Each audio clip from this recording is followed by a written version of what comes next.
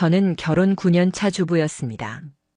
사실 그동안의 제 결혼 생활은 남들에게 부러움을 산다거나 소설처럼 특별한 사건이 있는 건 아니었어요. 그렇지만 큰 불만도 없는 편안한 삶이었습니다.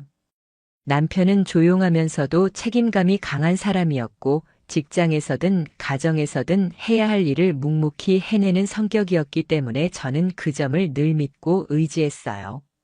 아이가 없어서 둘만의 시간이 많았지만 저희는 그런 시간을 나름 잘 활용했습니다. 퇴근 후 함께 밥을 먹고 주말이면 근교 드라이브도 가고 때로는 카페에서 책을 읽으며 시간을 보내기도 했습니다. 우린 무난하게 그러나 안정적으로 살아가고 있구나라는 안도감 같은 게 있었던 거죠. 그래서였을 겁니다. 이 모든 일이 시작되었을 때 제가 받은 충격이 더 컸던 이유가 평생을 함께할 거라고 믿었던 사람에게 뒤통수를 맞았다는 사실은 상상만으로도 끔찍한데 그게 제 현실이 되리라고는 단 한 번도 의심해 본 적 없었으니까요. 남편의 변화는 몇 개월 전부터였습니다. 원래 투자에는 전혀 관심이 없던 사람이었거든요. 그런데 어느 날부터인가 퇴근하자마자 유튜브에서 경제 채널을 틀어놓거나 휴대폰으로 코인 시세와 주식 정보를 확인하더군요. 사실 처음에는 그리 이상하다고 생각하지 않았습니다. 요즘은 누구나 재테크에 관심을 가지기도 하고 저도 남편이 부지런히 경제 공부를 하는 모습이 보기 나쁘지 않았습니다. 저도 속으로 이제야 미래를 챙기려는 걸까? 나쁘지 않네 하며 오히려 은근히 흐뭇했을 정도였죠. 하지만 남편은 점점 달라졌습니다. 단순히 공부하고 정보를 보는 수준을 넘어서 밤늦게까지 휴대폰에 몰두하거나 새벽 2, 3시까지 온라인 강의를 듣곤 했습니다.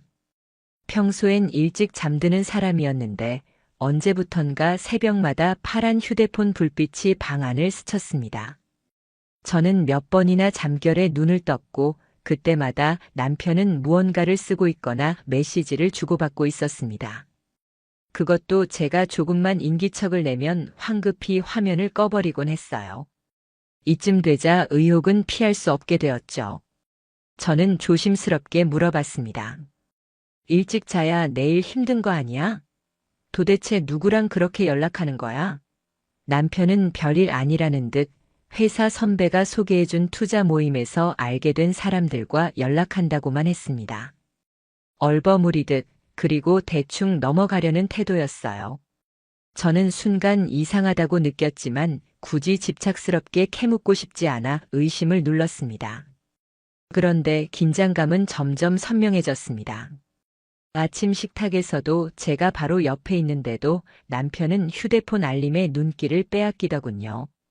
심지어 저녁에 같이 TV를 보다가도 낯선 번호에서 알림이 오면 혼자 피식 웃거나 가볍게 한숨을 내쉬곤 했습니다. 저는 그 표정들이 정말 낯설었습니다. 그건 단순히 투자 얘기를 할 때 지을 만한 표정이 아니었거든요. 그 안에는 설명할 수 없는 감정이 섞여 있었습니다. 긴장감, 설렘, 혹은 은근한 들뜸 같은 감정 말이에요. 결정적인 순간은 제가 일부러 부엌에서 소리를 내봤을 때였습니다. 어느 날 새벽이었죠. 남편이 잠든 줄 알았는데 희미한 휴대폰 불빛이 이불 속에서 새어나오더군요. 저는 일부러 컵을 떨어뜨려 소리를 냈습니다. 보통이라면 놀라서 고개라도 돌릴 텐데 남편은 그 순간에도 화면에서 눈을 떼지 않았습니다. 마치 주변의 모든 것에 귀를 닫고 오직 그 속 내용에만 몰입한 듯 했죠. 그 모습을 보면서 저는 이상한 안도감 대신 차가운 확신을 느꼈습니다. 이건 단순한 투자 모임이 아니야. 남편은 분명 누군가와 그것도 보통의 관계가 아닌 특별한 관계를 이어가고 있었습니다. 며칠 뒤 상황은 폭발했습니다. 남편이 샤워 중이었고 거실에 두고 간 핸드폰이 울렸어요. 화면에 잠시 알림이 떴습니다. 저는 애써 안 보려 했지만 그 문장은 제 눈을 사로잡을 수밖에 없었습니다. 오늘도 그 사람인 줄 알고 심장 멎는 줄 키읔키읔. 발신인은 최정 투자방. 식은땀이 쏟아지듯 흘렀습니다. 투자방이라는 이름으로 저장된 여자. 그런데 메시지 속 그 사람이라는 표현이 어떤 의미인지 모르는 사람은 없겠죠. 그날 저녁 저는 최대한 평온한 척 행동했습니다. 식탁에 반찬을 올리고 애써 평소처럼 웃었죠. 무작정 따져봤자 남편이 잡아떼면 제가 오히려 이상한 사람 되는 것 아닌가 하는 생각이 들었습니다. 그래서 오히려 더 차갑게 머리를 굴렸습니다. 어떻게 하면 증거를 확실히 잡을 수 있을까? 휴대폰을 어떻게 확인할지, 어떤 방식으로 추적할지. 그때부터는 제 마음속 어딘가에서 다른 사람이 깨어난 기분이었습니다. 감정에 휘둘려 소리 지르고 울어버리면 결국 손에 아무것도 쥐지 못하고 끝날 수 있으니까요. 저는 침착해야 했습니다. 오히려 더 치밀하게 움직여야만 했습니다. 며칠 후 남편이 외출 준비를 서두르던 날이 있었습니다. 강의를 들으러 간다면서 셔츠까지 다려입고 향수까지 뿌렸죠. 투자 강의를 듣는데 이런 정성을 들릴 리가 없었습니다. 이상하다는 느낌은 확신으로 바뀌었고 저는 그날 몰래 남편을 뒤따라갔습니다. 택시를 타고 일정 거리를 유지하며 그의 뒤를 밟았습니다. 도착한 곳은 강남의 한 북카페. 저는 심장이 쿵쾅거리는 걸 억누르며 멀리서 지켜봤죠. 그런데 제 눈앞에서 더 충격적인 장면이 펼쳐졌습니다. 남편보다 먼저 도착해 있던 여자 하나. 긴 웨이브 머리에 회색 니트 원피스를 입고 있었습니다. 그녀의 앞에는 종이봉투가 있었고 남편이 들어서자마자 그녀는 자연스럽게 봉투를 밀어주었습니다. 그들의 시선이 마주칠 때, 웃음이 터질 때, 팔짓 하나와 얼굴 각도까지. 그것은 처음 만나는 이들이 아닌 오래된 연인의 모습이었습니다. 눈빛 속에 흐르는 따스함과 입술 끝에 번지는 익숙함이 모든 걸 말해주고 있었습니다. 제 손은 문고리를 붙잡았다가 놓기를 반복했습니다. 당장 뛰어들어가 소리치고 싶었죠. 그러나 제 안에 다시 이성이 속삭였습니다. 지금 감정적으로 행동하면 아무것도 입증할 수 없어. 그냥 소란만 되고 끝난다. 그러면 그들은 부인할 수 있고 나는 미쳐버린 사람 취급만 당하겠지. 저는 치를 떨며 발걸음을 돌렸습니다. 집에 돌아와 멍하니 앉아 있다가 남편의 노트북을 열었습니다. 그리고 저는 그곳에서 또 다른 흔적을 발견했습니다. 남편이 제 명의로 가입해둔 투자 모임 커뮤니티, 그곳에 활동 기록이 있었습니다. 닉네임은 제이윤. 글이 몇 개 남아 있었는데 가장 최근 글에 쓰여 있던 문장이 제 심장을 도려냈습니다. 이곳에서 찾은 유일한 위안. 정적인 삶 속 작은 구멍 같은 사람. 작은 구멍, 위안. 그는 도대체 저와의 가정을 무엇이라 생각했던 걸까요? 제가 삶을 채워온 시간은 그저 정적이었고 그 여자가 그의 위안이자 숨통이었다는 걸까요? 단 한순간도 배우자인 저를 먼저 떠올리지 않은 겁니까? 눈물이 터질 듯 솟구쳤지만 저는 이를 악물었습니다. 결심은 하나였습니다. 반드시 모든 걸 밝혀내겠다. 대화 로그, SNS 흔적, 카페 출입 기록, 그의 일상의 흔적을 하나하나 추적해서 그 여자가 누구인지, 얼마나 깊은 관계였는지, 언제부터였는지 낱낱이 파헤치겠다고. 그리고 법적으로 갚아주겠다고. 그는 나를 속였고 우리 가정을 짓밟았습니다. 이건 단순한 외도가 아니었습니다. 제 평생의 믿음을 짓뭉개고 제 인생을 기만한 파괴였습니다. 바로 그날부터였습니다. 제 속에 숨어있던 무너진 아내가 아니라 싸움을 시작하려는 전사가 깨어난 게 이제 나는 이 배신의 전쟁을 끝까지 치를 준비가 되어 있었습니다. 그날 이후 저는 제 안에서 완전히 다른 사람이 깨어난 것 같은 기분이 들었습니다. 감정은 머릿속에서 소용돌이쳤지만 오히려 이상하게도 머리는 더 차갑게 식어버렸습니다. 흔히들 남편의 외도를 알게 되면 울거나 소리를 지르며 감정적으로 폭발한다고 하지만 저는 그렇지 않았습니다. 울음도 분노의 고함도 제겐 사치라고 느껴졌습니다. 저에게는 단 한 가지 목표만이 필요했으니까요. 이 사람들 제 남편과 그 여자에게 어떤 핑계조차 남기지 않고 반드시 죗값을 치르게 만들겠다는 목표 말입니다. 그래서 저는 조용히 그러나 잔인할 만큼 철저하게 움직이기로 했습니다. 이제는 그들과 같은 수준으로 거짓말을 해서라도 러브레터 대신 증거를 쌓아야 했습니다. 울면서 시간을 버릴 만큼 우습게 살지 않았으니까요. 처음엔 가장 손쉬운 방법부터 시작했습니다. 남편은 절대 휴대폰을 내놓지 않을 사람이고 노트북을 몰래 보다 걸리면 모든 것이 중단될 수 있었습니다.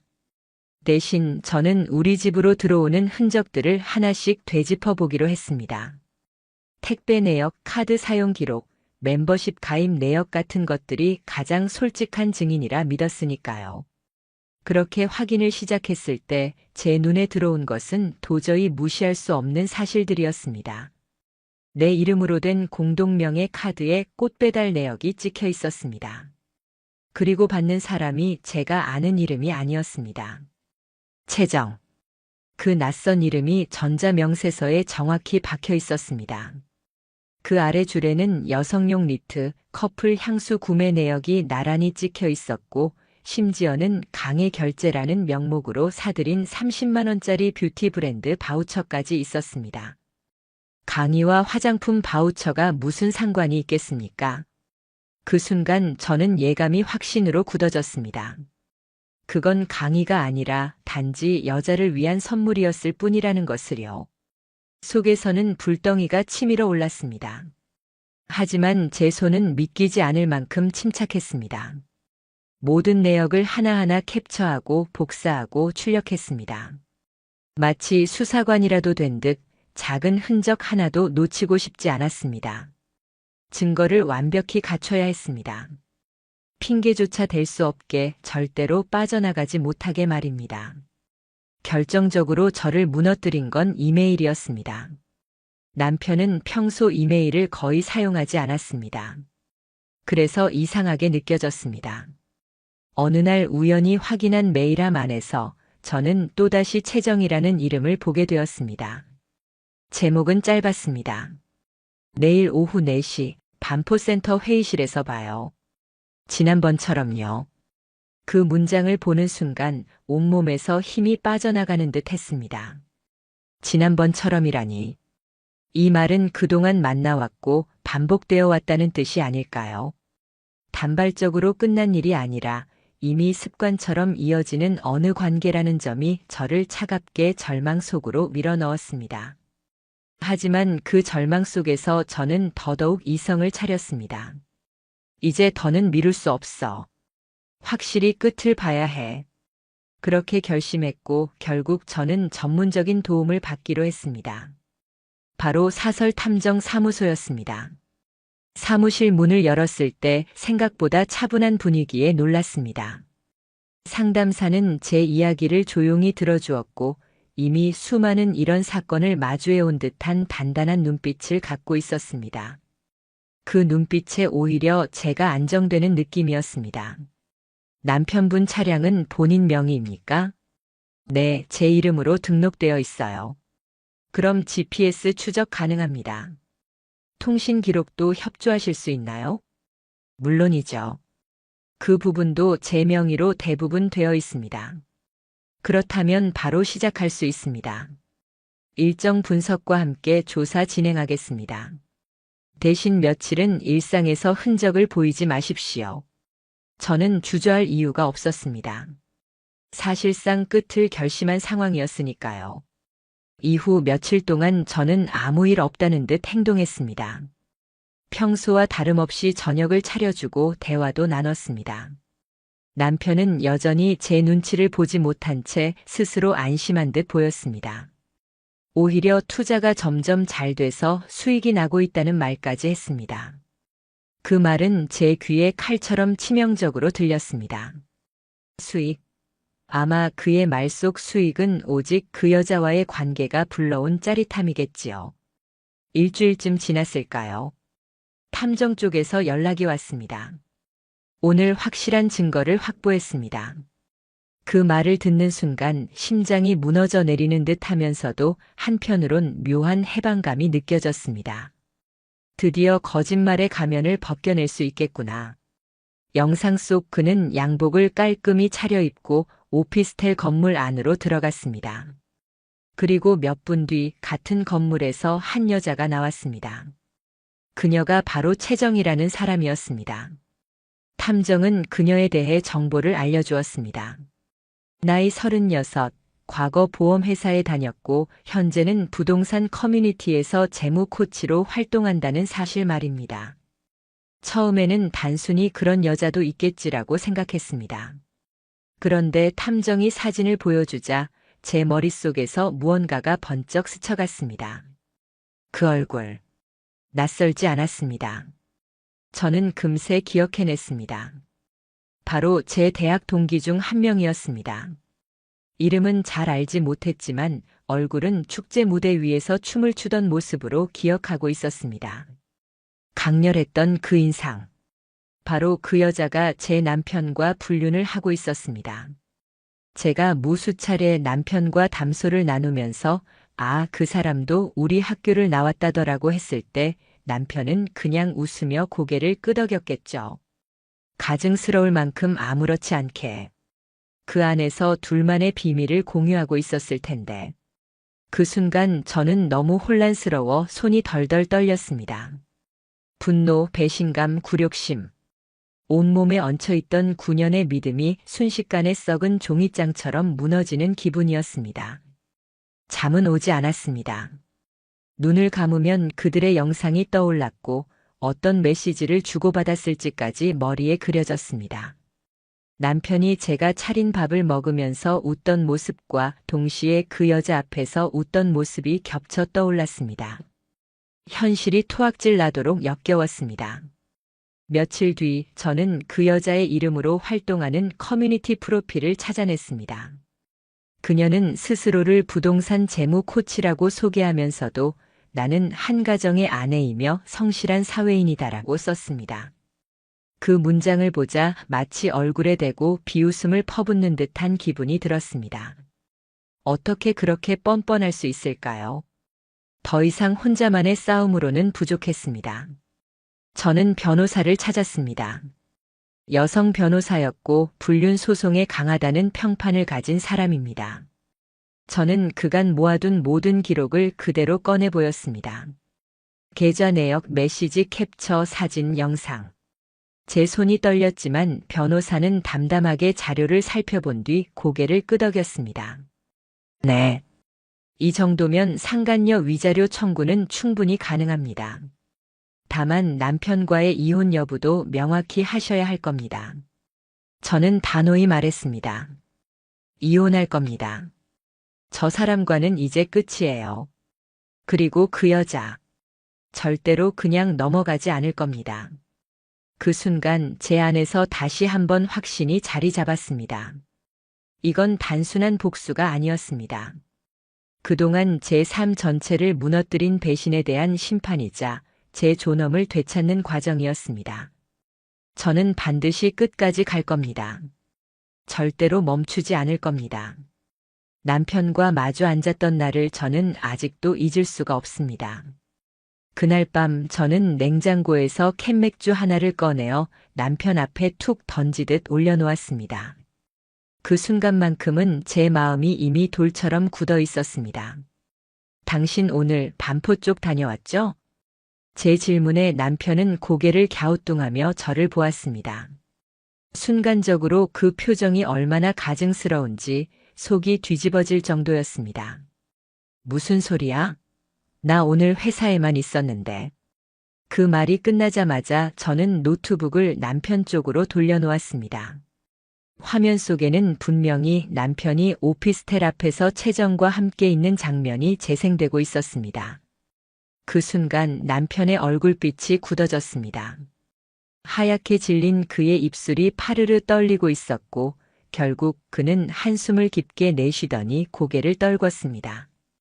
그리고 내뱉은 첫 마디는 충격적이었습니다. 미안해, 잠깐 흔들렸던 거야. 잠깐 흔들린 것이라고요? 제 안에서 웃음인지 울음인지 모를 끓어오름이 터져 나왔습니다. 저는 떨리는 목소리로 말했습니다. 흔들렸다고요? 당신은 지금 6개월이 넘도록 그 여자와 만나왔어요. 내 이름으로 된 카드로 선물을 사고 내가 번 세금으로 기름 넣고 그 여자와 호텔을 드나들었죠. 이게 흔들린 거예요? 아니면 계획된 배신이에요? 제 눈에는 눈물이 맺혔지만 저는 끝내 무너지지 않으려 이를 악물었습니다. 그리고 제 가방에서 서류 한 뭉치를 꺼내 책상 위에 올려놨습니다. 이혼 서류예요. 저는 이미 도장 찍었습니다. 당신이 찍든 말든 저는 절차를 진행할 겁니다. 그리고 이건 그 여자에게 보낼 내용 증명입니다. 상간녀 위자료 청구 바로 들어갑니다. 그 말을 들은 순간 남편은 걷잡을 수 없이 화를 냈습니다. 왜 이렇게까지 해? 나 그냥 외로웠어. 저는 너무 정신이 아득해 오히려 헛웃음이 나왔습니다. 외롭다고요? 당신이? 아침마다 도시락 싸주고 퇴근하면 발 씻을 물 챙겨두던 제가 있었는데 당신이 외로웠다고요? 남편은 더는 아무 말도 하지 못했습니다. 무거운 침묵만 흘렀고 그 침묵 속에서 저는 그의 가면이 완전히 벗겨진 것을 확인했습니다.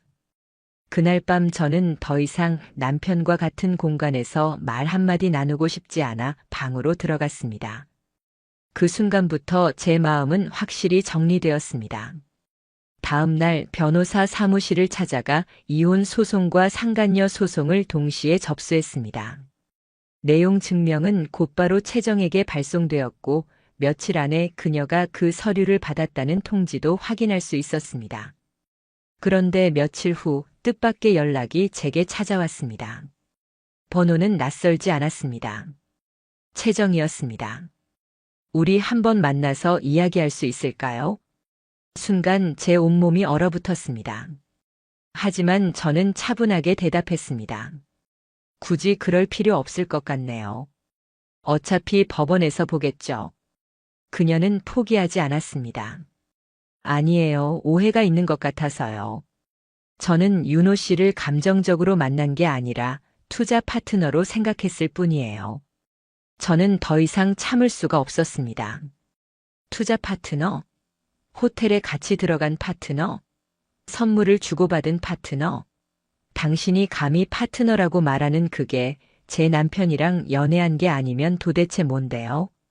그녀는 잠시 머뭇거리더니 다소 떨리는 목소리로 이렇게 말했습니다. 저도 결혼을 앞두고 있는 사람이라 이런 상황 정말 당황스럽습니다. 저는 속으로 피가 거꾸로 솟구쳤습니다. 그럼 결혼 전에 위자료부터 내세요. 결혼 자금으로요. 저는 그렇게 차갑게 말을 끝내고 전화를 끊었습니다. 그날 이후 남편은 결국 가방 하나만 챙겨 집을 나갔습니다. 그는 한 번 돌아보지도 않았고 저 역시 그가 돌아올 자리가 더는 남아있지 않음을 알고 있었습니다. 채정에게는 위자료 청구 소송이 본격적으로 시작되었습니다. 그녀는 처음엔 아무 반응이 없었지만 결국 변호사를 선임해 법정에 출석하겠다는 통보를 보내왔습니다. 이제 진짜 싸움이 시작되는구나. 저는 그렇게 생각했습니다. 재판 당일 저는 무겁게 가라앉은 발걸음으로 법정 안으로 들어갔습니다. 제 옆에는 변호사가 동행했고 맞은편 피고석에는 남편과 상간녀 채정이 나란히 앉아 있었습니다. 그 모습을 보는 순간 제 심장이 크게 요동쳤습니다. 단순히 두 사람을 마주한다는 것 이상의 의미였거든요. 여기가 바로 이제까지의 모든 싸움이 집결된 장소였고 거짓의 탈을 벗겨낼 무대였으니까요. 법정 안공기는 싸늘했습니다. 채정은 단정한 정장 차림으로 앉아 있었고 얼굴엔 어딘가 억울하다는 기색이 잔뜩 묻어났습니다. 마치 자신이 피해자인 것처럼 말이죠. 누군가 카메라로 그 표정을 잡는다고 해도 사람들은 순간적으로 동정심을 가질 수도 있을 만큼 완벽한 연기였습니다.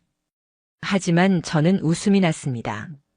진실은 결국 증거 앞에서 드러날 수밖에 없음을 저는 너무나 잘 알고 있었으니까요.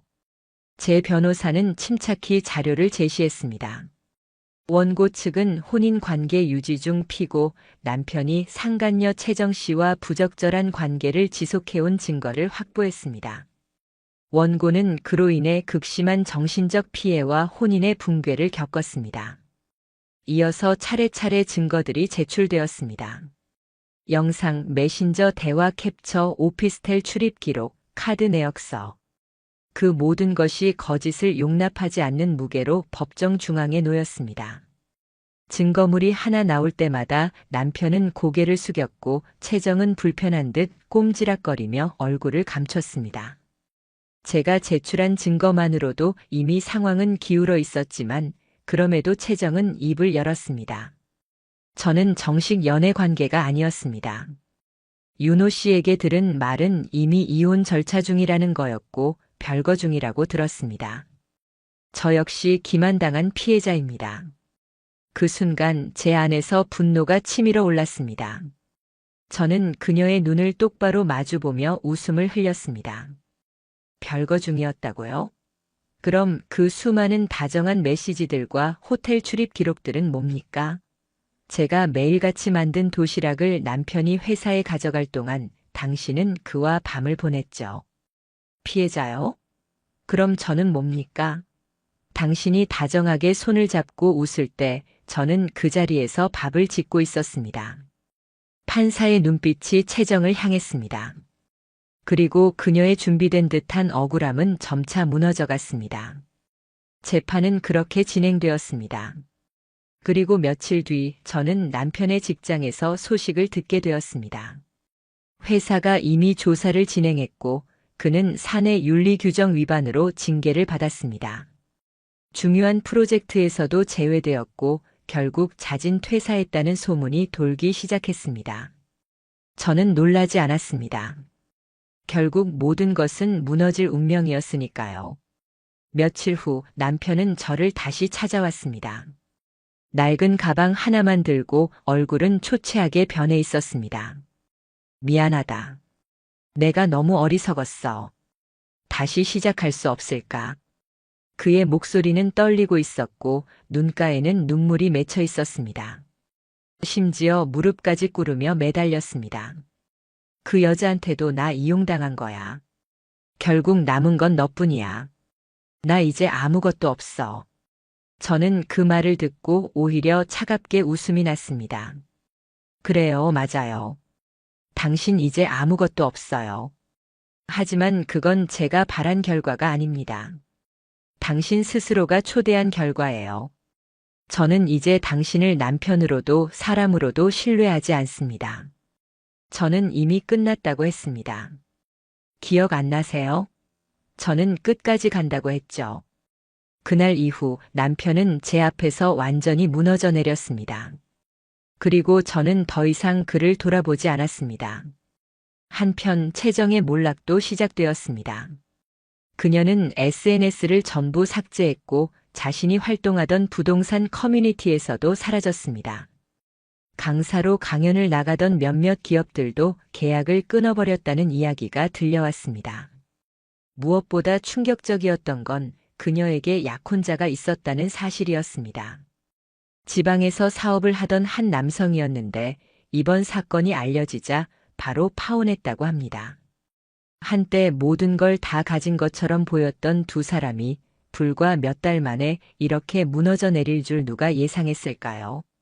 하지만 저는 알고 있었습니다. 거짓으로 쌓은 삶은 금세 균열이 생기고 언젠가 무너질 수밖에 없다는 것을요. 판결날 아침은 하늘이 잔뜩 흐려 있었습니다. 부슬부슬 내리는 비가 우산 위에 조용히 부딪히는 소리만 들려왔습니다. 저는 천천히 법원으로 향했습니다. 발걸음 하나하나가 무겁게 느껴졌습니다. 지난 3달 동안 저는 매일같이 싸웠습니다. 증거를 모으고 법정에 서고 끝없는 신문을 견뎌냈습니다. 이제 마지막 순간 결론을 마주할 시간이 찾아온 것입니다. 법정 안에 앉아 있는데 제 심장은 미친 듯이 뛰었습니다. 제 옆에는 변호사가 앉아 있었고 맞은편에는 남편과 채정이 고개를 떨군 채 나란히 앉아 있었습니다. 저를 한때 믿음과 사랑의 이름으로 묶었던 사람, 그리고 그 곁에 있던 또 다른 여자. 불과 몇 달 사이에 제 삶을 송두리째 뒤흔든 두 인간이 제 눈앞에서 초라하게 앉아있는 모습을 보면서 묘하게도 마음이 차분해졌습니다. 더는 떨리지 않았습니다. 저는 이제 결과를 기다릴 뿐이었고 이미 제 자신을 잃지 않았다는 것만으로도 충분히 승리한 기분이었습니다. 잠시 정적이 흘렀고 판사의 목소리가 울려 퍼졌습니다. 피고는 혼인관계 유지 중 배우자와 부적절한 관계를 지속한 사실이 인정됩니다. 이에 따라 원고가 정신적 피해를 입었음은 명백합니다. 피고 최정은 원고에게 위자료 2천만 원을 지급할 것. 피고 윤호는 본 소송과 별개로 이혼 조정 대상자에 해당하며 마지막 문장이 끝나는 순간 제 눈가가 뜨거워졌습니다. 수많은 날 밤을 울며 버텼고 증거를 모으며 몸을 혹사시켰고 분노와 굴욕에 짓눌렸던 그 시간이 한순간에 떠올랐습니다. 하지만 이번엔 눈물이 달랐습니다. 억울해서 서러워서 흘리는 눈물이 아니라 끝이 났다는 안도감에서 흘러나오는 눈물이었습니다. 판결을 듣고 최정은 입술을 세게 깨물며 법정을 빠져나갔습니다. 남편은 고개조차 들지 못한 채 멍하니 자리에 주저앉아 있었습니다. 마치 모래주머니처럼 무너져 내린 그의 모습. 저는 그가 가진 모든 것이 무너지는 순간을 지켜보았고 그것이 바로 그가 자초한 결과라는 사실을 다시 확인했습니다. 몇 주 뒤 저에게 들려온 소식은 충격적이면서도 어쩌면 예상했던 일이었습니다. 최정은 판결로 위자료를 지급하라는 명령을 받았지만 정작 돈을 마련하지 못했습니다. 주변에 손을 벌렸으나 다 거절당했고 결국 약혼자까지 파혼을 선언했다고 했습니다. 한때 그녀가 자랑하던 삶의 모든 기반은 단 몇 달 만에 다 무너져 내렸습니다. SNS 계정은 사라졌고 그녀를 초청했던 강연도 연이어 취소되었으며 그녀를 향한 조롱과 분노의 글들이 온라인에 퍼지기 시작했습니다. 기만적인 투자 코치, 위선적인 사회인이라는 말들이 꼬리표처럼 따라다녔습니다. 남편 또한 비참한 몰락을 피하지 못했습니다. 퇴사 이후 여러 회사로 이직을 시도했지만 이미 업계에 이름이 돌았는지 번번이 실패했다고 합니다. 신중하던 인사 담당자들이 그를 기피했다는 이야기도 들려왔습니다. 결국 그는 고시원으로 들어갔다는 소문이 마지막이었고 더 이상 저에게 연락할 용기조차 내지 못했습니다. 하지만 참 신기했습니다. 불과 몇 달 전까지만 해도 그들을 생각하면 분노와 증오가 치밀어 올랐는데 이제는 그럴 필요조차 느껴지지 않았습니다. 오히려 감사한 마음이 들 정도였습니다. 그렇게 잔인하고 철저하게 배신당했기 때문에 저는 오히려 진짜 제 자신을 다시 찾을 수 있었으니까요. 그 후로 저는 법률 상담소나 여성센터를 자주 찾았습니다. 저와 같은 처지에 놓여 있는 사람들을 돕고 싶다는 마음이 생겼기 때문입니다. 가정을 지키기 위해 끝까지 버티려 했던 아내에서 이제는 다시 일어난 사람으로 제 자리가 바뀌었습니다. 법원에서 나오던 날 하늘은 여전히 흐려 있었지만 금세 비가 그쳤습니다. 구름 사이로 햇빛이 스며들며 제 앞길을 밝혔습니다. 저는 그 자리에 서서 깊게 숨을 들이마시고 이렇게 속삭였습니다. 이제 진짜 끝났어. 그리고 나는 다시 시작할 거야.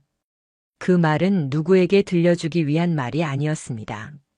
제 자신을 향한 선언이었습니다. 다시는 누구의 그림자 속에서 무너져 있지 않겠다는 약속, 이제는 제 삶을 제 손으로 빛나게 만들겠다는 다짐. 그 순간 저는 비로소 알 수 있었습니다. 저는 패배자가 아니라는 사실을. 오히려 모든 걸 잃어버린 줄 알았던 제가 이제야 처음으로 제 자신을 되찾았다는 사실을요.